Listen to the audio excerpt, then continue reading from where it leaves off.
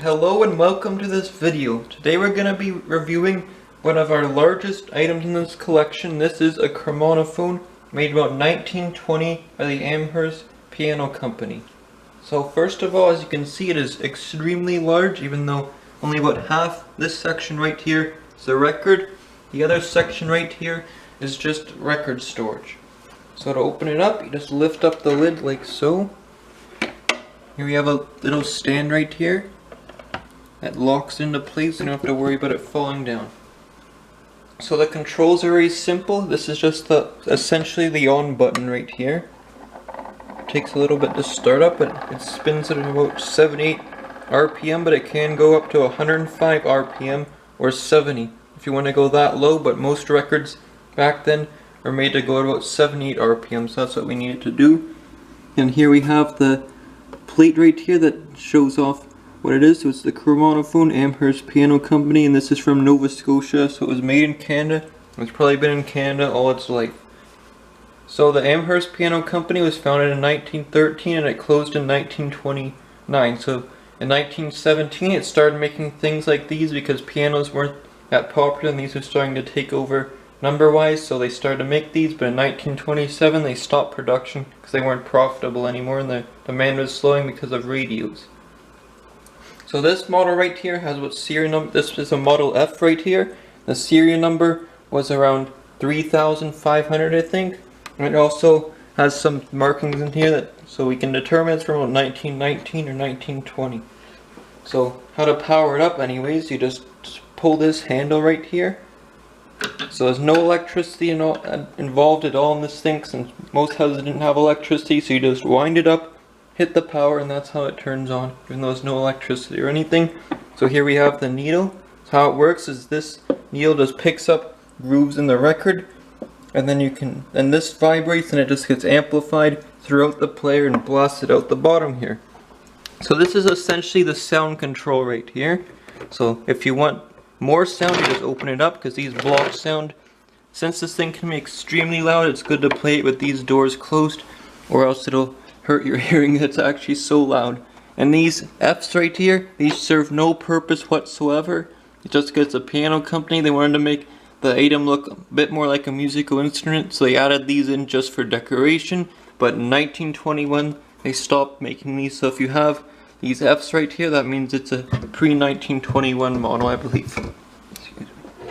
So these things were actually extremely expensive. Since they're huge pieces of furniture, as you can see, they really were built to last, but there's a reason for that, because in today's money, these cost around $2,000 to $3,000.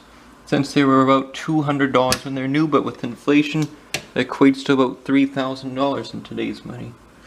So here we have the internal parts where you can just store all your records. Can store quite a bit. Right now we have about 50 records, I believe, in here of various sizes, but so you can put a lot more than that if you want. You can probably put hundreds in here if you wanted. So you could definitely store your entire collection in here if you wanted to.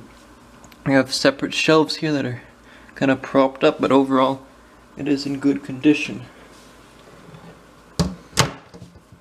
So now we're just gonna, so to take this thing apart, all you have to do is unscrew these two screws here.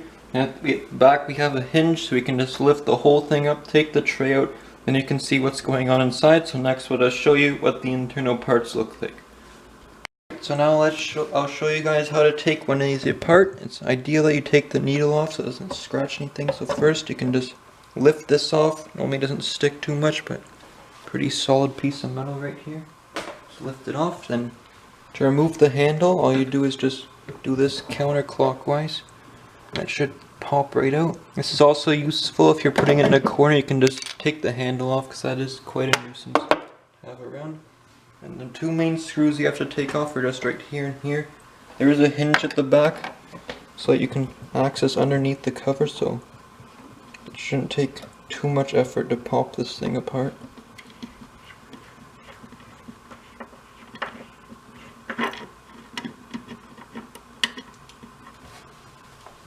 And just one more screw over here that you have to undo, and the whole thing should lift up. Just be careful that this doesn't bang around too much either.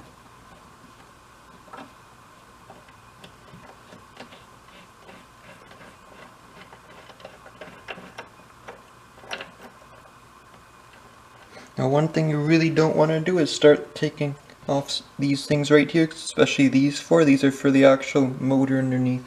And that I have taken that apart before, and trust me, you really don't want to do that because it's a huge pain. Put back together. Okay, actually let's just lower the lid. And then here you go. You can see the inside part right here. So our motor is rather interesting in how it works, as we have the big spring coil right here. That's what this huge thing, and that is also oil. I think it says oil on it too. You can see all the gears and stuff. This is the big handle to wind up that huge spring located inside of here. Here's the thing that actually drives it. There should be, and this is the power right here, that little sponge I think. So these right here, however, are actual magnets, and that does move occasionally, so don't get too worried if that starts moving around. So these are actual magnets right here, and the further apart they are, the faster they turn. So let's give it a little spin right here. So we'll turn on the power so you guys can see what happens now. So here's the speed control too. So this is kind of so this thing right here is connected to the speed control, and it adjusts how far away from how much effort it puts on this plate here, which determines how fast these magnets spin. So here we're going to turn on the speed now. So as you can see, these become further apart. Well, just the speed, that's slower. So as you can see, the magnets go closer together, which reduces the speed that the plate spins at. But if you increase the speed, the magnets go further apart because there's less effort on this plate right here. So the farther the magnets are apart, the faster it spins. See all the gears moving around in there too, kind of interesting. Now, you can't really see it too well, but there is a little piece of metal that pushes on this plate right here, I believe, which stops this from spinning.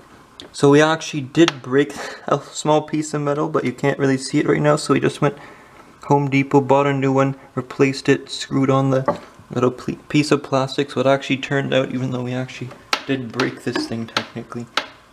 So that's kind of how you disassemble it. As you can see, here's just the middle. There's nothing really important in here. It's not really finished or anything. You can see the fabric backings of the wooden doors right here. We can have the special text that says special back there. I have no idea why it says special, but maybe it had to do with something when they're actually making it, because it is written in chalk. So that's kind of what the inside looks like. I find it kind of interesting. So hope you guys have enjoyed this video. Now we'll just have a demonstration record of Oui Oui Marie. I'll show you guys how this thing sounds when it's actually in operation.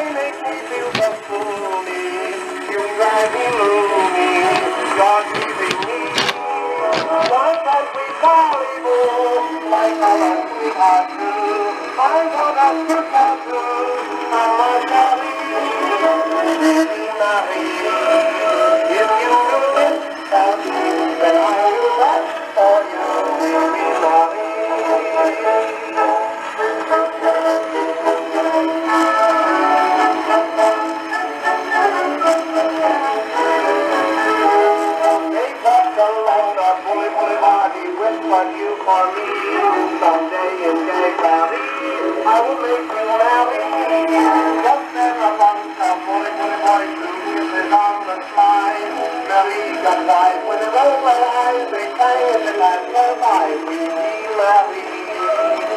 Will you do this for me, we marry? Then I'll do that for you. Down in my heart I got the big sensation. You bring sensation so close to me. Only my sweet mama, only your sweet papa. Then we can la-la-la, and we can fun. We'll be married.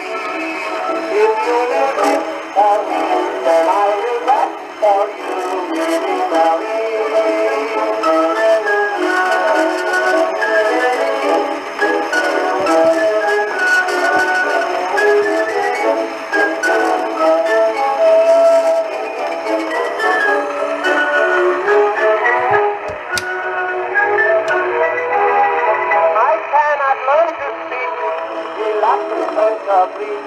But I can kiss you cheek of my cherry, we'll be married. If you do this for me, then I will that for you, we'll be married.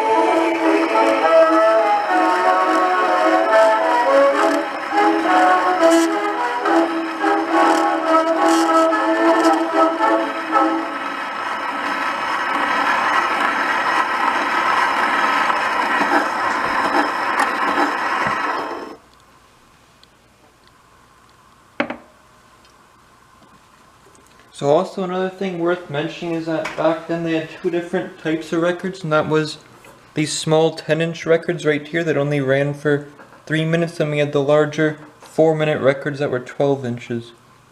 So here's just what the size difference is right here. Also worth mentioning that records back then were quite expensive, being about $1 to $2 each. That'd be $15 to $20 for a single-sided record like this one right here, which is from the early 1920s, late 1910s. So these things were extremely expensive. Some of them are one-sided, so you pay 20 bucks for a single song, which I find kind of interesting. So thanks for listening today, and hope you enjoyed this video.